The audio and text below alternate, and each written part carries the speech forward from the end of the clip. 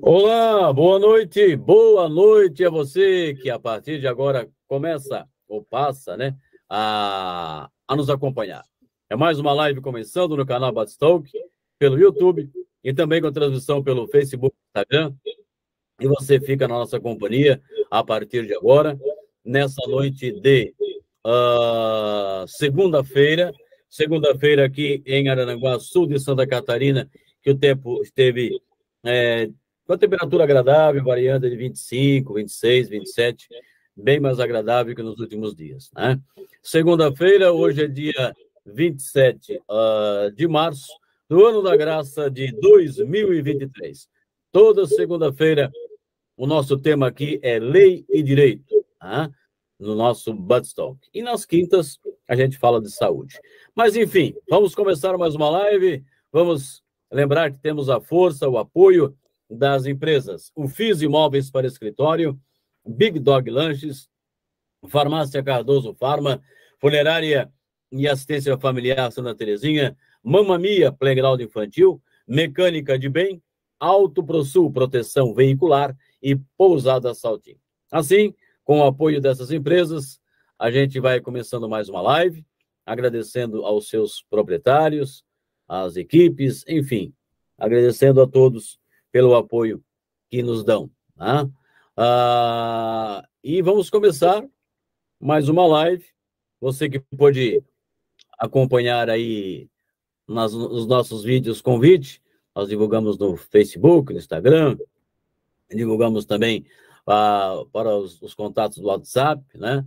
E hoje, no quadro Lei e Direito, ou no tema Lei e Direito, nós vamos conversar com a doutora Cristiane Oliveira, né? E ela é advogada, e o assunto será a respeito do auxílio-doença. O que mudou, né, com a reforma da Previdência, e é esse o tema desta noite. E com muita alegria, satisfação e agradecido, eu passo a conversar agora, então, com a doutora Cristiane, dando a ela uma boa noite e seja muito bem-vinda. Olá, João, muito boa noite, boa noite a todos.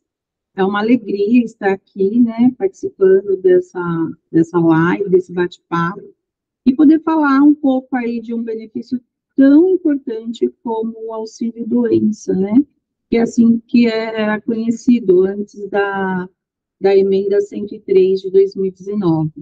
E aí, ao passar, né, do nosso bate-papo aqui, a gente vai falar um pouquinho do que teve de alteração com essa emenda, né? Muito bem. Eu acabei não citando, porque eu não sei precisamente se você está falando de São Paulo ou de outra cidade do interior. Isso, eu falo de São Paulo, São Paulo, capital, tal, né? Isso, certo. nosso escritório é aqui, nós temos também uma filial em Jundiaí, e acredito que o doutor Renan também já participou aqui, né, da live, mas eu falo aqui de São Paulo, capital. Muito bem. Nós começamos aí com o doutor Celso, né? Isso, doutor Celso. Depois o doutor Renan, e agora com você, e Isso, seja bem-vinda. E assim a nós gente vai somos uma fazendo o rodízio. equipe, né?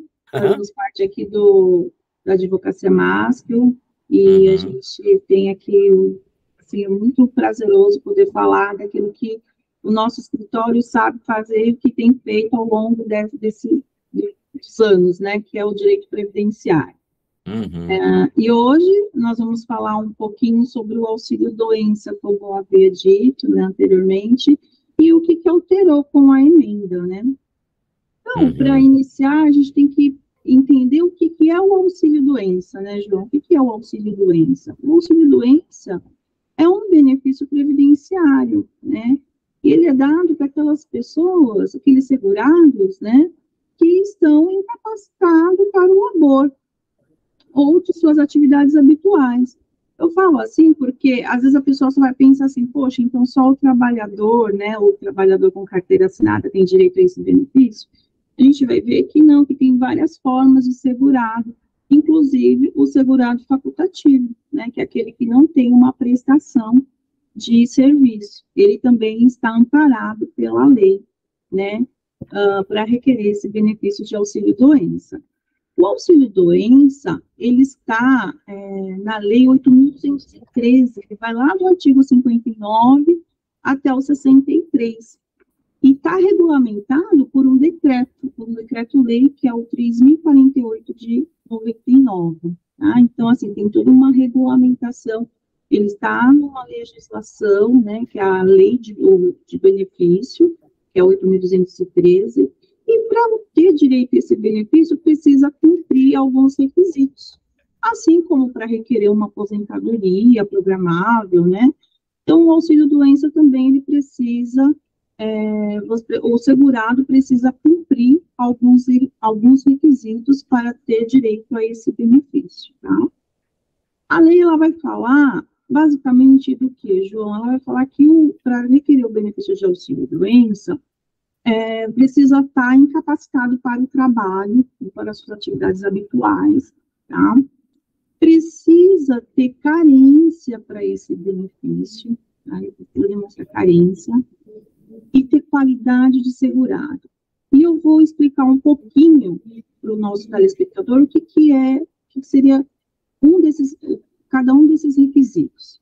Porque não basta ter apenas um requisito para requerer o benefício, precisa compor, precisa ter todos os requisitos para ter direito ao benefício. Às vezes, o segurado, ele chega a falar assim, ai, doutor, eu estou muito doente, eu não tenho condições de prestar serviço, de trabalhar, de levantar muitas vezes da minha cama para ir ao trabalho. Mas aí tem que analisar, ver se ele tem essa carência que o benefício exige e a qualidade segurada. Eu costumo dizer, viu, João, aqui, muito simples para os nossos clientes, que a gente tem o INSS como, ele é um seguro, né? O nome fala, né? INSS é o Instituto Nacional do Seguro Social. Assim como o seguro, você precisa ter alguns requisitos para você poder se valer daquele seguro. Por exemplo, um plano de saúde. Quando você adquire um plano de saúde, o plano de saúde tem lá suas exigências, né, que faz para você adentrar o plano, e também os requisitos para você poder usufruir desse plano, né. Um dos requisitos é a carência, e não é diferente aqui no auxílio-doença. A lei diz que para você ter direito ao benefício, você tem que ter contribuído ao menos 12 contribuições mensais, para você ter direito, ter essa carência, para você poder requerer esse benefício, tá? E juntamente com essa carência, você precisa ter também a qualidade segurada. O que é isso? As pessoas, muitas vezes, elas nem têm noção do que seja a qualidade segurada que o benefício exige. Na plataforma do meu INSS, se você for entrar e pesquisar, uma pesquisa muito simples, né? No auxílio-doença, vai lá colocar um dos requisitos que precisa para esse benefício. Mas eu vou falar para você, João, que muitas vezes a pessoa que vai requerer esse benefício não tem conhecimento do que seja essa qualidade segurada. De uma forma bem simples e bem clara, para que todos possam entender, essa qualidade segurada é quando você se filia, quando você tem um vínculo com o Instituto. Né? Então, a partir do momento que você se filiou, sendo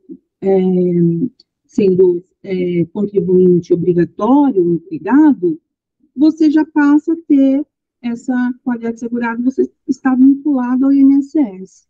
Já o segurado facultativo, a legislação vai falar, para que essa filiação se consolide, precisa ter a inscrição e o pagamento das contribuições feitas em dia, né? Porque ele é um segurado facultativo, tá? Então, para requerer o benefício de auxílio-doença, precisa ter esses requisitos. Estar incapaz para o trabalho ou atividade atual, ter carência de 12 meses, 12 contribuições mensais, e a qualidade de segurança. Tá? A gente vai ver também, viu, João, e é importante dizer que não tem a regra, a lei, ela tem a regra é essa, né? Quem precisa ter esses requisitos. Mas existem as exceções. A exceção são aquelas que, quando o segurado, ele tem uma daquelas doenças no próprio, que está lá na lei, no rol, que elas são taxadas como doenças graves por lei, essas doenças, ela não depende de carência. Ou se tiver um agravamento, por exemplo, o segurado, ele já está doente, tem uma doença, e aí, no dado momento da sua vida, ele se torna incapaz para atividade laborativa ou atividade habitual, e aí vem esse agravamento. Esse agravamento, ela independe dessa carência de 12 meses. Né? Isso é muito importante dizer. Tá? E também essas doenças graves por lei. Por exemplo, uma cardiopatia grave. Eu tenho atendido muito aqui no escritório pessoas que chegam aqui com um diagnóstico, com um relatório, com exames, demonstrando que tem uma cardiopatia grave. E muitas vezes vai lá requerer o benefício, e o benefício ele é indeferido, ele é negado. Aí tem que se socorrer das vias judiciais, muitas vezes, né? E, para tanto, precisa... Aí, eu vou falar para você, João, necessita de um profissional, de um advogado para ingressar com pedido? Não precisa de advogado, muitas vezes. Mas o profissional habilitado, ele vai instruir aquele processo para que aquele segurado venha ter um resultado favorável. Tá? Então, dito isso, recapitulando, então, para ter direito ao auxílio doença, precisa ter as 12 contribuições como carência, essa é a regra, e ter qualidade segurada. Né? Está afiliado ao INSS, está vinculado ao INSS, ao Instituto, e depois vai pagar esse benefício ao segurado. Tá? Também é importante dizer, viu, João, que quando o segurado ele fica doente, não quer dizer que ele já tem direito ao benefício de incapacidade ou o auxílio-doença. Porque, veja bem, às vezes a pessoa ela tem a doença, tem uma determinada patologia, mas ela ainda continua desenvolvendo a sua atividade laborativa, continua trabalhando, prestando serviço, autônomo, né, faz sua prestação de serviço, não tem ainda aquela incapacidade para o trabalho, tá? Então, às vezes, o segurado, ele confunde porque ele está doente. Porque ele está doente, ele entende que ele tem direito ao benefício. E o benefício, ele não está atrelado tão somente à doença. A doença, ela é um ponto para que essa incapacidade, ela venha aflorar, né? Então, o benefício de incapacidade temporária, o auxílio-doença, que é assim que era chamado lá na anterior reforma, é quando ele precisa estar incapacitado para o trabalho, precisa demonstrar essa incapacidade. Então, muitas vezes a pessoa fala assim, poxa, eu estou doente e meu benefício foi indeferido, mas porque não foi demonstrada, ou melhor dizendo, não ficou caracterizada essa incapacidade para o labor, tá? Precisa ficar claro, ou para as atividades habituais, tá? No caso de um facultativo. Então, é necessário ter esse entendimento. E quando que eu posso requerer, João, o meu benefício? Quando que eu posso requerer o benefício de auxílio-doença? Essa é uma pergunta também que as pessoas, às vezes, indagam, né? Às vezes, questionam. Olha, eu estou doente, eu preciso me afastar e eu preciso ganhar algum benefício porque eu tenho uma família para sustentar, né, a minha própria subsistência, simplesmente deixar de ir ao trabalho e ficar sem receber um benefício. Para os contribuintes, para os segurados obrigatórios, que são os de carteiras assinadas, né, vamos dizer assim, existe um período, né, para requerer esse benefício. Qual é esse período? Do 15º até o 15º dia, a pessoa ela ficou doente, né, e procurou um serviço de saúde, e ali o médico atestou por 10 dias.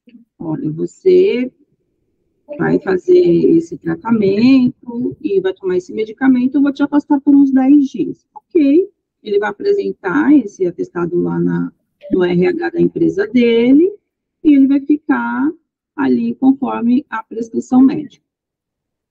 Após os 10 dias, esse segurado, ele teria que voltar ao médico para ver o que o médico vai dizer, se vai continuar, vai fazer um tratamento, vai continuar o tratamento, enfim, ou vai falar que está tudo bem, pode voltar ao trabalho, ou estender.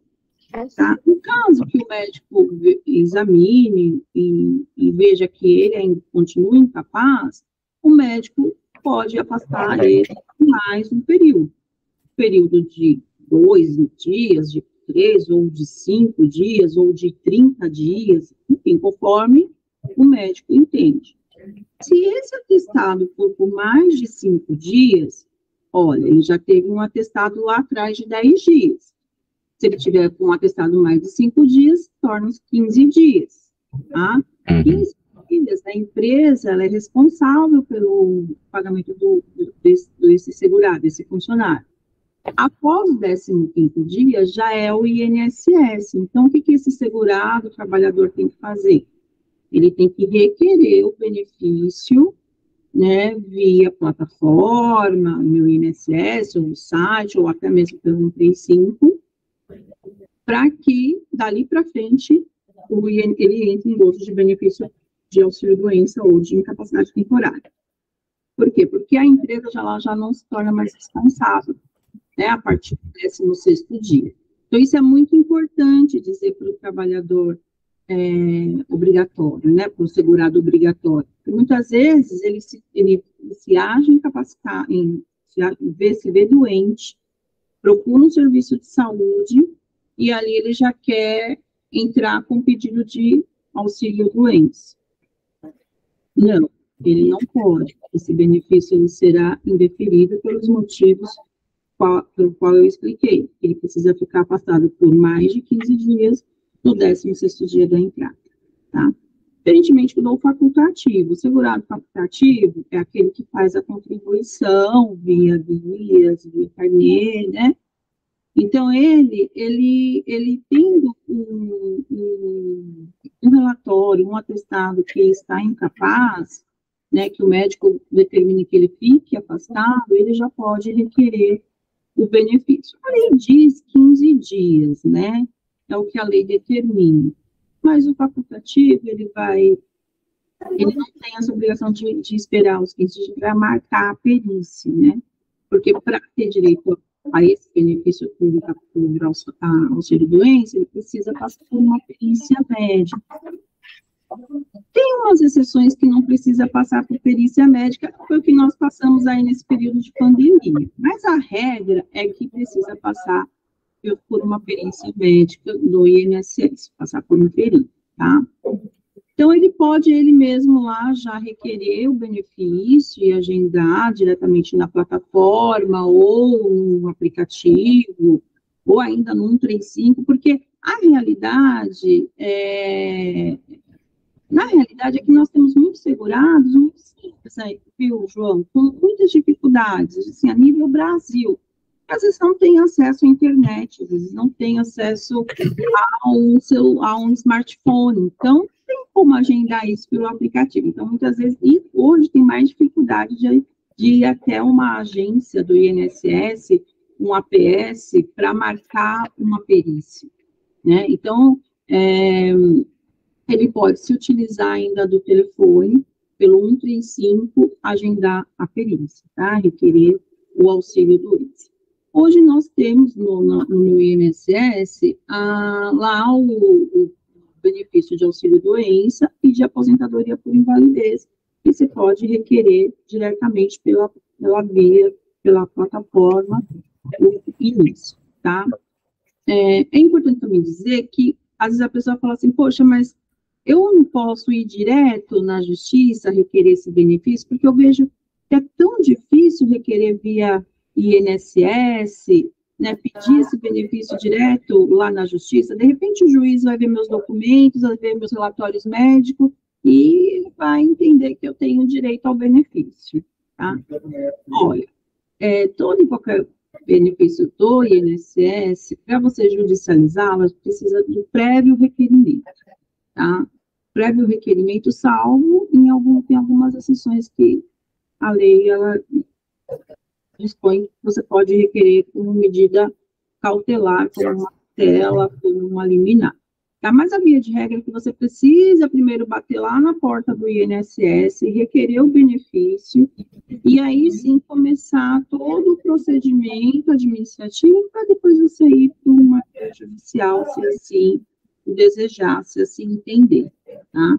Então, a via de regra para requerer o benefício, você precisa agendar, então, lá junto ao meu INSS.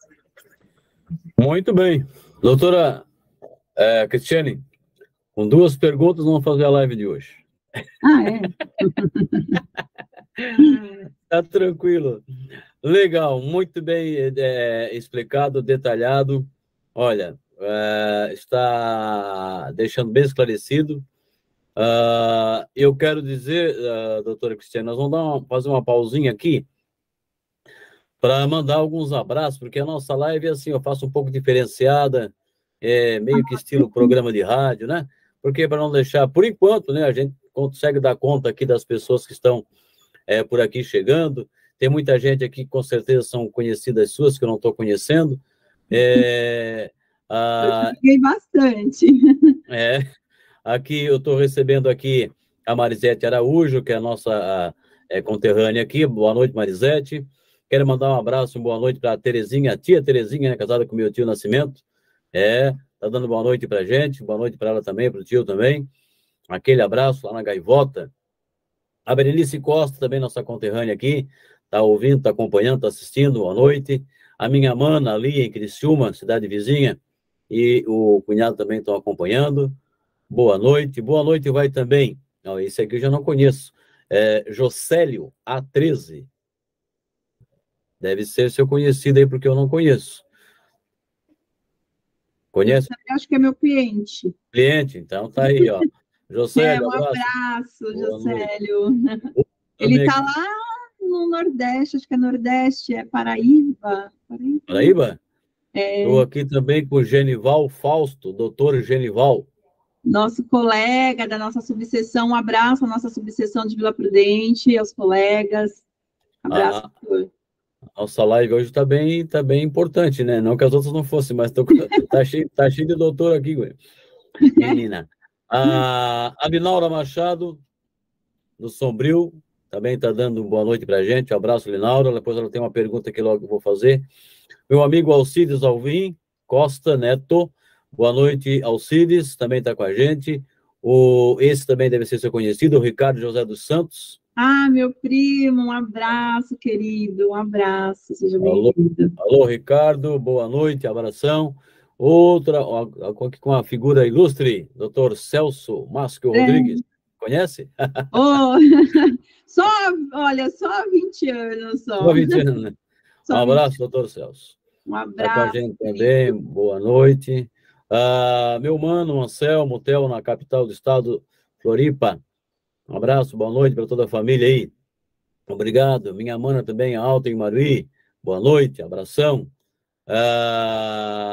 Outra figura ilustre aqui, doutor Renan. Renan Romão. O Renanzinho. Aí. Renanzinho é o nosso pupilo, né? O Renanzinho. Já participou aqui, vai voltar, né? Já está voando, né? Assim. Outra pessoa também que deve ser sua conhecida, Rosângela Rama, né? O Ramá.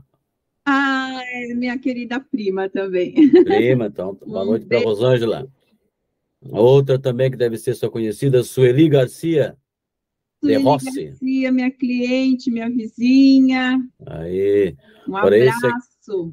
Esse é outra figura ilustre que é meu conhecido, já foi meu convidado, e sempre que ele pode, ele passa por aqui. Doutor Marcelo Braganceiro, médico, homem do canabidiol, né? Doutor Marcelo, muito obrigado aí por estar com a gente. Ele sempre que pode está acompanhando. Já foi meu convidado e vai voltar outras vezes ainda. A Linaura Machado, aí então ela faz... deixa eu ver aqui. Eu tenho 2 perguntas aqui, então já vou fazer, né? A Linaura pergunta, sei que o assunto é auxílio-doença, mas como fazer para recuperar os R$ 700 que estou perdendo todo mês? Defasagem na aposentadoria. Seria... Bom, ela é aposentada, ela não falou qual o tipo de aposentadoria que ela tem. No caso de uma defasagem, precisaria analisar bem aposentada. Isso, precisaria analisar bem o benefício, tá? E verificar se há uma possibilidade de fazer uma revisão, tá? Então, quando se já tem um benefício concedido e tem algum déficit ou está defasado, como ela mesma coloca, precisa analisar bem e aí ver a possibilidade de fazer uma revisão no benefício. Veja bem, a revisão, ela é muito importante, então tem que tomar muito cuidado. As pessoas acham que pode fazer a revisão à torta direita e, assim, ter um benefício, valorar mais o valor do benefício aí. Tem que tomar muito cuidado, porque eu já vi muita gente diminuir o valor da renda mensal, tá? Então, precisa analisar o processo na íntegra, precisa ver o que foi utilizado como base de cálculo. Agora, os benefícios, eles tiveram uma grande alteração com a reforma, né? Antes era feito com uma base de cálculo dos 80 maiores salários, excluir os 20 menores, hoje já majora tudo, né? Hoje já engloba os 100% das contribuições, então, assim, precisa ver o ano que ela se aposentou, né? Precisa ver se incidiu o fator previdenciário. Então, assim, tem que analisar o processo no todo, para se falar o que está acontecendo e o que pode fazer no caso dela. Assim, uma revisão pode surtir um efeito favorável, ou não, né? Porque às vezes o benefício, a pessoa ela sempre contribuiu com um valor de mínimo, então não tem como ela ter um valor maior que o mínimo, né? Porque a própria Constituição nem permite que a pessoa receba um salário menor que o mínimo. Então não tem como aumentar esse salário. Nenhuma revisão vai aumentar. Então precisa ver as contribuições que ela verteu, de qual período que ela pediu a aposentadoria, e aí sim talvez entrar com uma revisão. Eu oriento ela a procurar um profissional da área, tá? Um previdenciarista que consiga ajudar. Muito bem. O seu amigo cliente, Juscelio, doutora Cristiane, boa noite, vou te perguntar uma coisa. É o pagamento do ano passado, que fiquei sem receber. O pagamento, fiquei sem receber o pagamento. Vou receber esse ano? Ele deve estar falando, ele já tem um benefício, ele deve estar falando dos atrasados. Uhum. É uma pergunta interessante esse do Juscelio. Veja bem, como que é feito? No caso dele, foi feito por via judicial, tá? Ingressamos administrativamente, teve um período de benefício concedido, depois esse benefício ele foi cessado, e nós ingressamos com pedido de restabelecimento de auxílio-doença ou aposentadoria por invalidez, e esse benefício ele foi restabelecido. E aí teve até essa mudança, ele estava em São Paulo, foi para o Nordeste, e esse benefício ele foi restabelecido e ele está recebendo. Só que tem um período que a gente pede o benefício, que é da data da entrada do requerimento. E quando vai para a via judicial, normalmente, quando sai a sentença, o juiz ele dá uma tutela antecipada, porque a gente já havia pedido lá no início. Então, ele concede da sentença para frente o benefício, e o que ficou para trás, ele entra como atrasado. E o atrasado é pago como? O atrasado é pago que nós chamamos no processo, né, de cumprimento de sentença. E quando ocorre o cumprimento de sentença? O cumprimento de sentença ele só vai ocorrer após esgotada toda a fase recursal. Esgotou toda a fase recursal, aí nós ingressaremos em cumprimento de sentença. Aí que vai ser elaborados os cálculos, onde o INSS apresenta os cálculos, nós apresentamos nossos cálculos, chegamos a um consenso e aí o juiz homologa. Homologando os cálculos, aí vai para a contadoria, para liberar os valores, dependendo se for juizado, se se for vara previdenciária, e aí é liberado. Então, assim, vai sair sim. Agora, a gente não tem como prever a data. Essas são questões que, corriqueiramente, eu recebo aqui, viu, João? Eles querem saber quando que vai sair, quanto tempo demora. A gente não tem como prever quanto tempo um benefício vai levar para ser analisado. Olha, eu fiz uma pesquisa aqui, até para levar lá para aula no mestrado, nós temos mais de 136 mil pedidos de benefícios de auxílio-doença. Então, assim, isso é uma demanda muito grande. Né? Sim, acho que todo mundo deve ter acompanhado, e acompanha aí, né, nas redes sociais, na TV, como que está o INSS. Então, a gente não tem como prever quando que vai sair o benefício. A gente tem como analisar o processo, instruir bem o processo e aguardar um bom resultado. Mas quando vai sair o benefício, a gente não tem como prever, principalmente na via judicial, né? No INSS, voltando lá na perícia, inicialmente a gente agenda a perícia é agendada, e aí o segurado passa pela perícia. O resultado dessa perícia, ela sai no mesmo dia, a partir das 21 horas. Às vezes o segurado não tem o conhecimento que na justiça não é dessa forma. Lá na justiça, o perito, ele normalmente elabora um laudo pericial. E o laudo pericial, ele leva de 30 a 60 dias para ele juntar nos autos do processo. Então, assim, aí fala o juiz, fala o INSS, fala a parte autora, fala o perito, para depois vir uma sentença. Então, às vezes, esse período pode ser um período árduo, né? Um período longo. Mas, se concedido e se reconhecido esse direito, ele tem o direito de receber lá desde a data da entrada do requerimento. Com isso, é o que a lei seria. Muito bem. Respondendo, então, ao Juscelio, né? Deixa eu me ver aqui. Agora eu vou dar uma passadinha aqui no Facebook. A gente não ser injusto, né?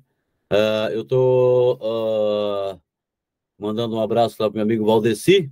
Alô, Valdeci Vieira, boa noite. Obrigado por estar com a gente. A Rosana dos Santos. Um abraço e uma boa noite também para a Regina Célia Melo. O Marcelo Luiz, o Marcelinho, boa noite, Marcelo. A Zildete Felisberto, a nossa amiga Detinha, também está com a gente no Facebook, boa noite. A Adelina, né? Adela, também está com a gente aqui, boa noite, obrigado por estar nos acompanhando. Então, tem gente aí no Facebook também curtindo e deixando o seu comentário. Estou aqui também com a curtida da Rosana dos Santos. Abraço, boa noite, muito obrigado por estar com a gente. O Juscelio está dizendo aqui, ô Glória. Um abraço, Juscelio, um abraço. E ele acertou no norte, diz ele. Está no norte. Então tá. A Rosângela Rama, né? Ela não concluiu aqui a pergunta, não entendi direito. Ela disse, eu pago R$ 143,22 no carnê. Aí eu não sei que pergunta que ela queria fazer.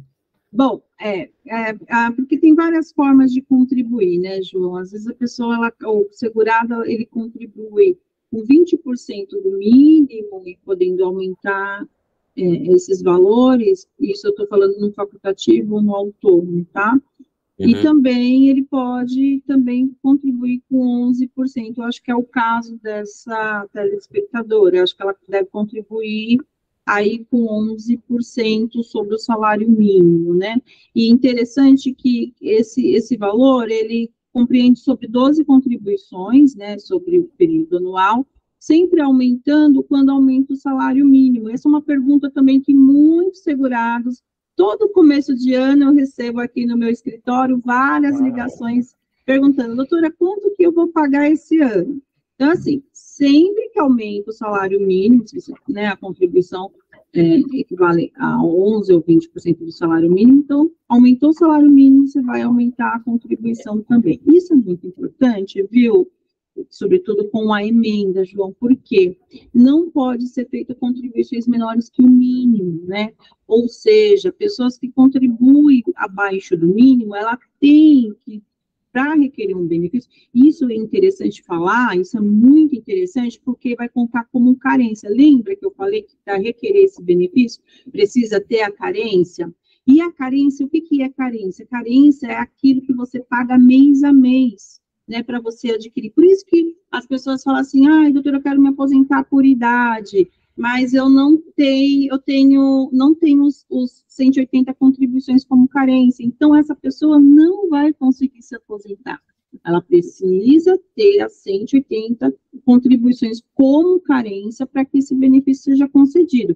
Assim como para uma aposentadoria especial, né, precisa ter. A legislação, ela determina isso. Aqui no auxílio-doença, precisa ter 12 contribuições. Veja bem, se ela paga menor que o mínimo, essa contribuição que ela pagou menor que o mínimo, não vai ser computado como carência. Então, vamos supor que ela fique doente e mais para frente ela venha ficar incapacitada.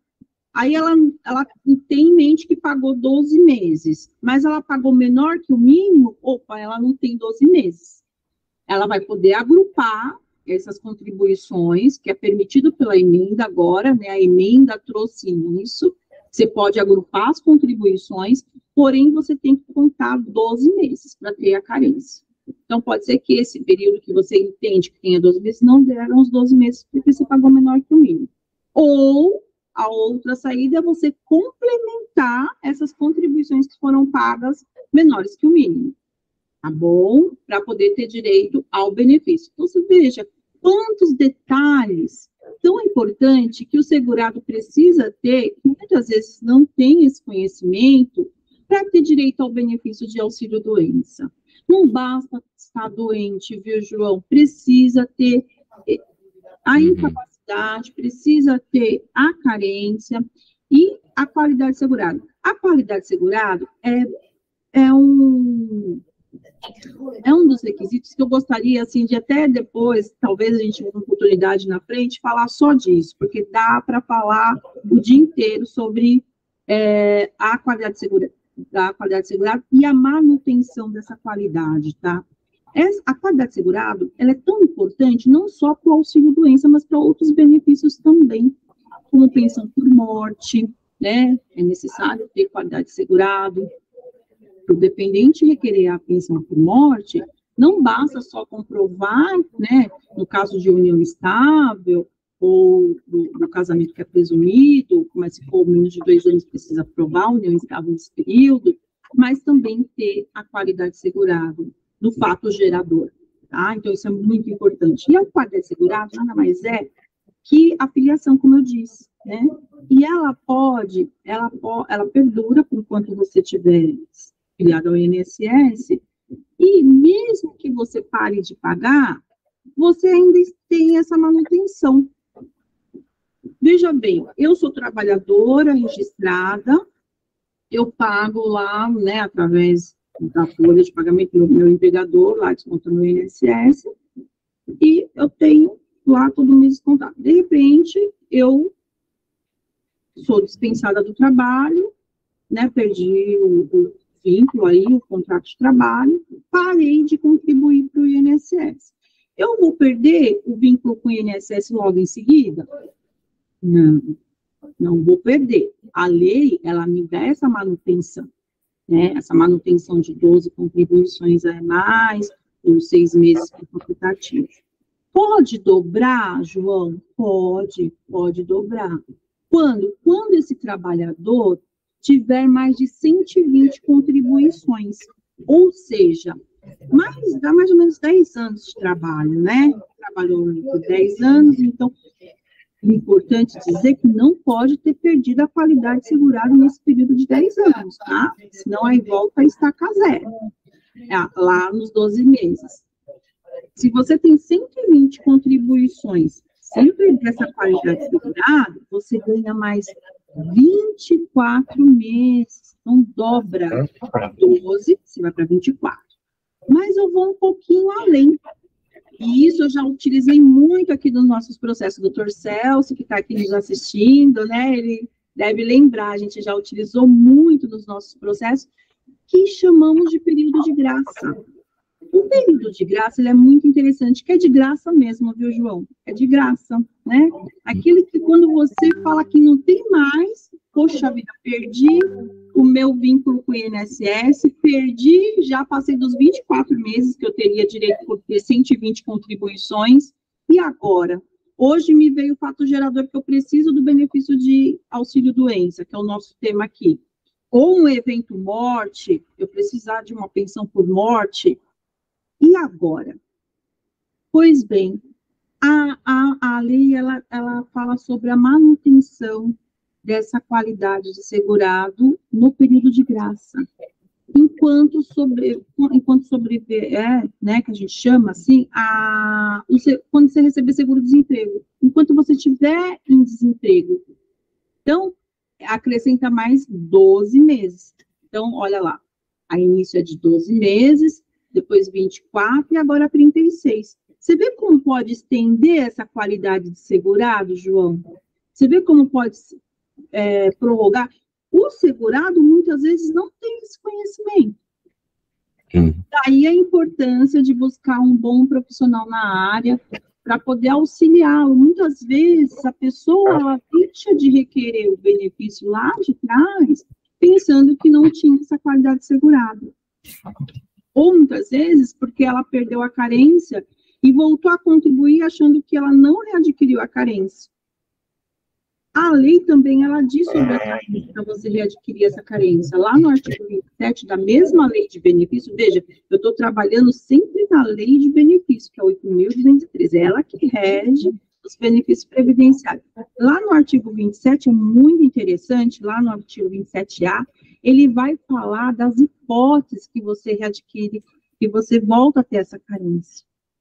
Não é? Vamos supor que você contribuiu, você já é contribuinte do seguro, e aí para você readquirir essa carência, se você deixou de contribuir, você pode contribuir a metade que você readquire a carência, no caso de 12 meses, então são de 6 meses. O auxílio-doença.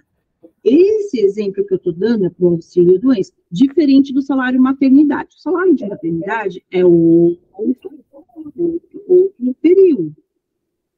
As contribuições de salário maternidade são de 10 meses, 10 contribuições. Esse é o período de carência de um salário maternidade. Falando aqui, né, porque às vezes tem seguradas aqui que está passando e, poxa, perdi, não consigo ter direito a salário maternidade. Consegue, sim, porque a lei prevê que você consegue readquirir até mesmo após o parto 5 meses, que é a metade, tá?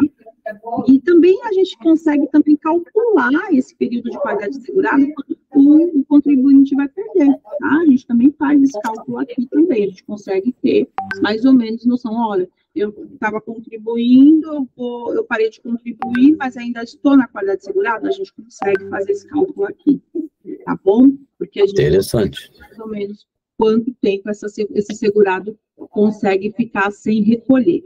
Não é que eu estou falando que pode ficar sem recolher, veja bem, não é isso, tá?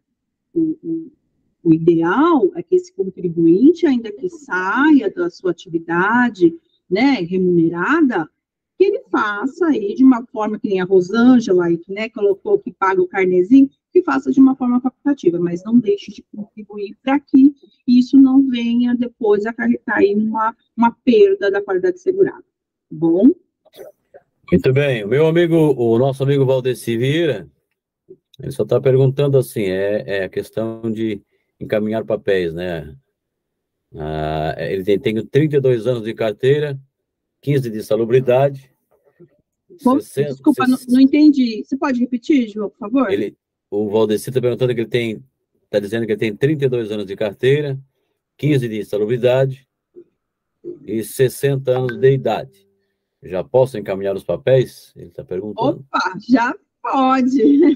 É uma conta muito rápida, assim, a gente pode se ele tem 32 anos de tempo comum, e dentro desses 32, eu acredito que deva ser isso, dentro desses 32 anos, ele deve ter 15 anos de insalubridade. Converte-se esse período, porque para ter uma aposentadoria especial, ele precisava ter 25 anos ininterrupto na função insalubre, para requerer uma aposentadoria especial antes da reforma, lá em 2019, tá? Porque toda a regra mudou a partir da emenda, a partir de novembro de 2019, principalmente 12 de 11 de 2019, alterou tudo em relação à contribuição para essa aposentadoria. Mas dá para converter até aí, tá? Então, mais ou menos, assim, um cálculo muito rápido. Para cada 5 anos, o homem ganha 2. Então, se ele tem 15 anos, ele vai ganhar 2, 4, mais ou menos 6 anos aí, acresce. Se ele tem 32, precisa computar esse período para ele poder ter direito, né? Aí, provavelmente, ele cumpre uma das regras de transição, mas precisa computar para ele ter direito. Porque se ele teve 32 anos até a data da emenda 2019, em tese, ele não cumpriu nenhuma regra de transição. Ele precisava ter 33 anos em 2019, tá? Mas, com a conversão desses períodos especiais, provavelmente ele